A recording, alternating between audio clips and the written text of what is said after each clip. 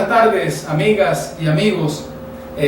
Sean bienvenidos una vez más a una nueva oportunidad para este ciclo de entrevistas que vamos a estar realizando en vivo todos los martes y jueves a las 4 de la tarde. Ya iniciamos la semana pasada en una entrevista que le hicimos al dirigente de la organización política UPP 89, Reinaldo Quijada, y hoy tenemos acá el gusto de tener con nosotros al profesor Héctor Navarro, exministro de los tiempos de Chávez y actualmente miembro de la plataforma en defensa de la Constitución, con quien vamos a estar conversando como parte de este ciclo de entrevistas de las redes para el portal puntodecorte.com. Bueno, profe, bienvenido. Gracias, y vamos a estar desarrollando, profe, se habla mucho del tema de la polarización y también se está hablando mucho del tema de la despolarización, ¿no? Empecemos hablando de la despolarización, profe. Se habla mucho de la polarización de la que hacen parte tanto el PSUV gobierno como la Mesa de Unidad Democrática, pero hablemos un poco, profe, sobre la forma en concreta de cómo la gente, por así decirlo, padece las consecuencias de esta polarización. Bueno, primero hay que decir que la polarización en Venezuela, vamos a ponerle comillas a esa expresión, polarización.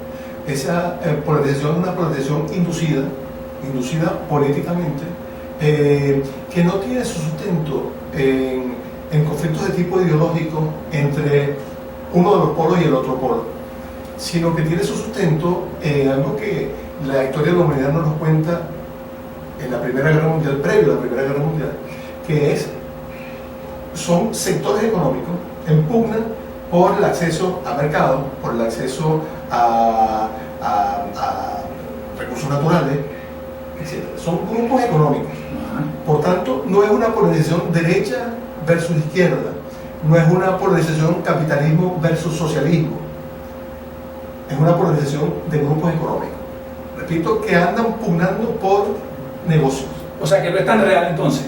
No, es muy real. Tan real es como, cito de nuevo el caso de la Primera Guerra Mundial, tanto es así que nos llevaron a una guerra mundial importantísima.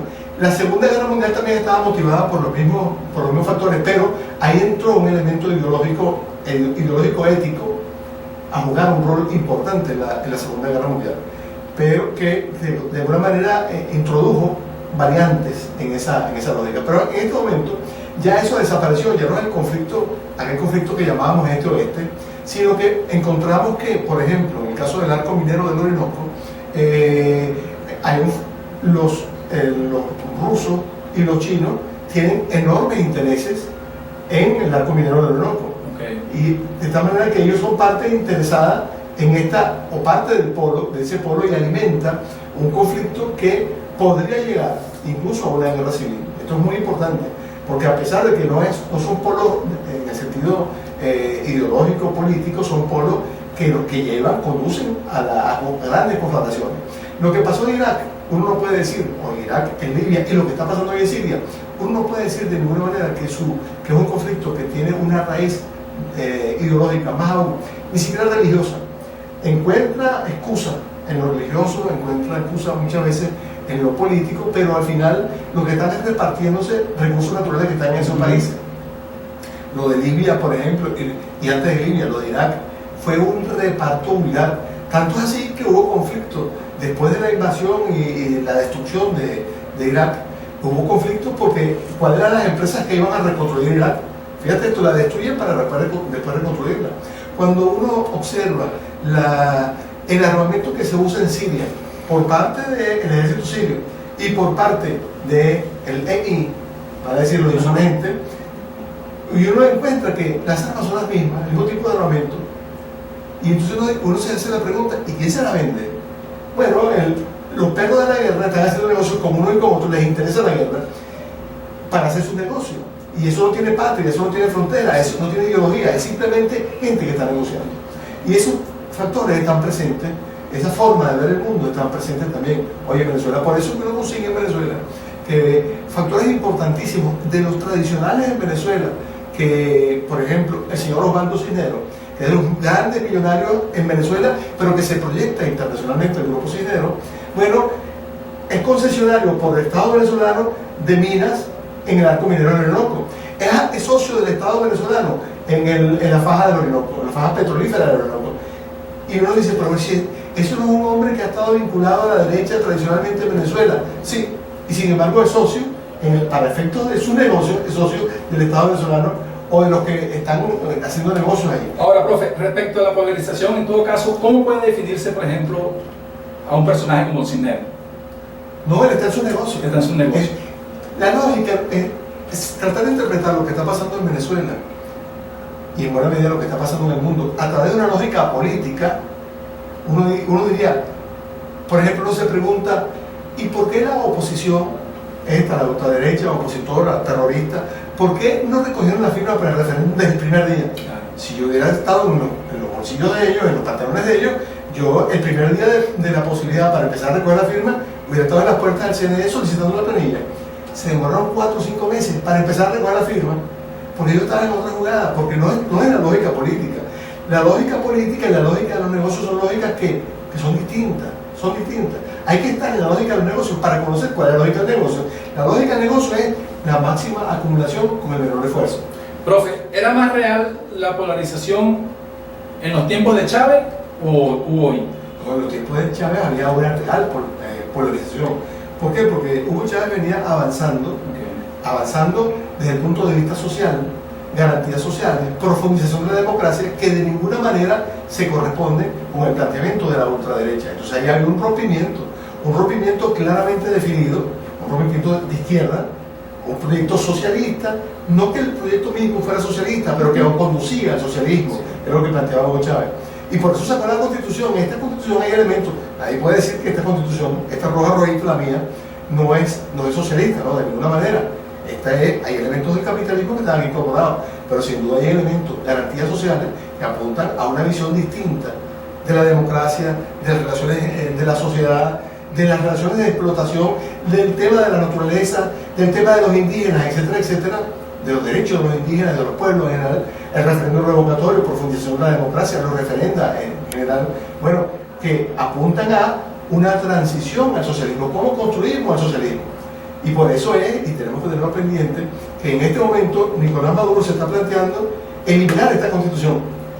El que dice ser hijo de Chávez está planteando que hay que eliminar la Constitución de Chávez, que es probablemente, de todo lo que nos queda de Chávez, lo más importante que tenemos los venezolanos, que ahora todos los venezolanos, al menos en el discurso, reconocemos, nos identificamos con esta Constitución, y ahora Nicolás Maduro, que es el hijo de Chávez, está impulsando eliminar esta Constitución para defenderla, lo cual es un absurdo. Vamos a eliminarla para defenderla y hacer una nueva Constitución a través de la Asamblea Nacional Constituyente. ¿Por qué cree usted que le molesta tanto esta Constitución al gobierno del presidente Maduro? Bueno, yo he planteado primero porque el tema de gobernar en democracia como lo hacía Hugo Chávez no es un tema fácil. No es un tema fácil, definitivamente. Es más fácil para algunos gobernar simplemente aprobado y ofertas al pueblo que después no se cumplen, etcétera, etcétera. En Venezuela hay hambre en este momento, hay hambre. La gente puede recorrer las urbanizaciones de Venezuela, las calles de Venezuela, de Caracas, y ver a la gente comiendo de la basura directamente. Eso desapareció con Chávez. Y eso era así en la Cuarta República. Antes de Chávez eso era así. Eso es una de las grandes dolores de cabeza, mortificaciones de Hugo Chávez, angustias de Hugo Chávez. ¿Cómo cancelamos, decía él en su expresión, cómo cancelamos la deuda social? Y por eso las inversiones tan grandes que hizo en el tema de vivienda, en el tema de salud, en el tema de educación, etcétera, etcétera. Ahora, en este momento estamos dejando ese camino, justamente en el camino opuesto. Por eso que está apareciendo el hambre en Venezuela. Por eso es que no hay alimentos en Venezuela. Y por eso es que, paradójicamente, teniendo de dónde buscar el dinero, que es en la auditoría sobre la deuda, en una investigación seria sobre esos 300.000 millones de dólares que admite el gobierno que se fugaron. Bueno, ¿y por qué de acuerdo al convenio de las Naciones Unidas contra la corrupción del año 2003, por qué no se hacen las gestiones que tienen que hacerse para la repatriación de esos capitales? Si se repatriara siquiera un 10% de esos capitales, que tranquilamente es posible hacerlo, Ecuador se planteó la auditoría, Grecia se planteó la auditoría. Bueno, si se repatriara el 10%, tendríamos, con ese 10%, tendríamos nosotros en Venezuela para las importaciones de alimentos y medicinas de 2 años. Así es. Mire, profe, por otro lado también se empieza a sonar bastante otro término, que es el término de despolarizado. Y recientemente, más concretamente la semana pasada, desde un espacio bastante amplio, se leyó un documento y se hizo una rueda de prensa de un espacio, repito, amplio, donde había una diversidad de factores y de individualidades. ¿Qué puede decirnos usted respecto a ese espacio? Mira, yo creo que es muy importante, porque en este momento hay que salirle el paso, mayoritariamente porque el pueblo venezolano, ubicado en el madurismo, vamos a llamarlo así, o ubicado en el chavismo, o ubicado en la oposición, incluso, repito, cité al principio dos sectores de derecha y la izquierda, hay una cosa en que estamos de acuerdo, en que no debe haber una guerra. Porque eso no nos beneficia a nosotros, beneficia a los bandidos que están haciendo negocio con eso, que quieren seguir haciendo negocio con eso. Entonces hemos estado convocando a lo que hemos llamado un movimiento de despolarizado, los que no pertenecen a esos dos polos. Ahora, en mi concepto, hay que construir una nueva polarización. Eso significa que hay que construir una polarización en términos de guerra o paz. Esos dos sectores de derecha, los que están en el gobierno y los que están en la oposición, esos dos sectores de derecha constituyen un polo, los que están por la guerra. Y nosotros, los ciudadanos de paz, los que creemos en la democracia, los profundamente chavistas y los que se opusieron a Chávez también, pero que quieren la paz, que no quieren la guerra, debemos formar un polo de paz. Y después, en democracia, con la Constitución, que es la garantía de paz, en democracia vamos a discutir cómo va a ser el modelo de país que queremos construir. Y allí, entonces, bueno, tú pondrás tu posición, yo tendré mi posición, y en democracia lo discutiremos. Y la mayoría del pueblo decidirá. En democracia la mayoría del pueblo debe decidir. Es decir, hasta ahora en este espacio se han puesto de acuerdo fundamentalmente en eso, en hacer algo en contra de esta situación tan difícil. En contra de la posibilidad de la guerra. Hasta donde nos han llevado estas cúpulas. Pero hay personas que militan en la oposición y personas que militan en el gobierno y por supuesto... En la oposición de la Mesa de Unidad Democrática.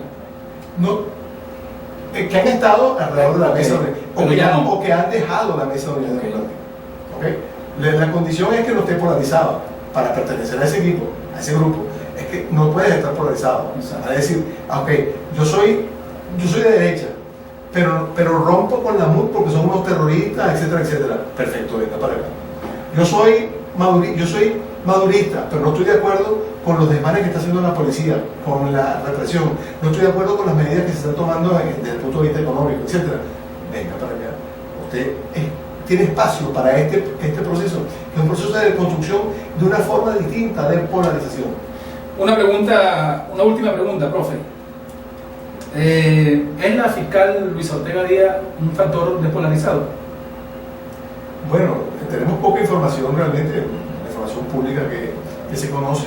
Yo creo que ella simple y llanamente, por razones de ética, por razones de convencimiento, de visión de la vida, asumió una posición crítica, absolutamente respetable.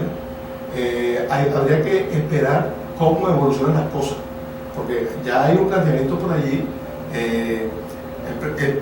La titularidad de juicio del presidente de la República la tiene ella, la tiene la Fiscalía, de acuerdo a la norma constitucional. Eso significa que si ella detecta, por ejemplo, que el presidente de la República ha violado la ley en alguno de sus aspectos, ella es la que a ella le corresponde iniciar todo el proceso de juicio del presidente de la República. Y ella misma fue la que calificó de ruptura del hilo constitucional la medida del Tribunal Supremo de Justicia. Entonces, con la sentencia 155 y 156. Exactamente. Y la 157 y 158, que fue todavía peor. Claro. Entonces, la titularidad de esas acciones legales, como pasó con Carlos Andrés Pérez, la tiene la Fiscalía. Entonces, habría que ver cómo va a evolucionar este tema, si jurídicamente ella lo va a asumir, a dónde puede ir esto, o si hay otras salidas para esto. Pero tendremos que meternos en la cabeza de ella para ver cómo va a responder. Son temas que evidentemente van a dar mucho de qué hablar y mucho para discutir. Profesor, se nos acabó el tiempo. Muchísimas gracias por su disposición, por habernos acompañado, y a ustedes, amigas y amigos, también gracias por su tiempo, por el acompañamiento.